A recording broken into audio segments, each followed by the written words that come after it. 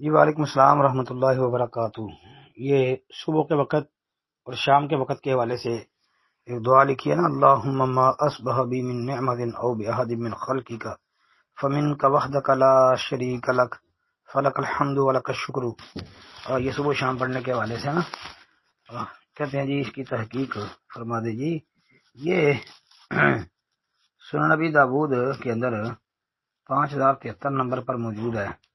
اس کے علاوہ بھی کئی کتابوں میں آتی ہے، عمل الیوم واللیلہ ابن سنی کی، اس میں ایک نسخے کے مطابق 41 نمبر پر ہے اور 42 نمبر پر بھی ایک دوسرے نسخے کے مطابق نمبرنگ میں فرق ہے۔ آج یہ ہے روایت کہ من قال ہینا یصبح اللہم ما اصبح بی من نعمت فمنک وحدک لا شریک لک فلک الحمد ولک الشکر فقد ادى شکر یومہ ومن قال مثل ذلک حین یمسی فقد ادا شکر لیلتہ۔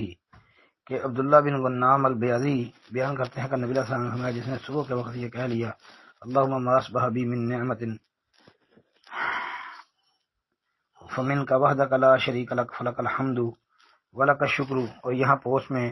جو ہے او باحد کے لفظ ہیں، یہ بھی ٹھیک ہے، بعض روایتوں میں یہ بھی آتے ہیں،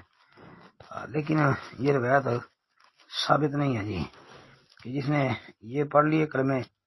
کہ اے اللہ جو مجھے نعمت حاصل ہے وہ تیرے اکیلے ہی کی طرف سے ہے،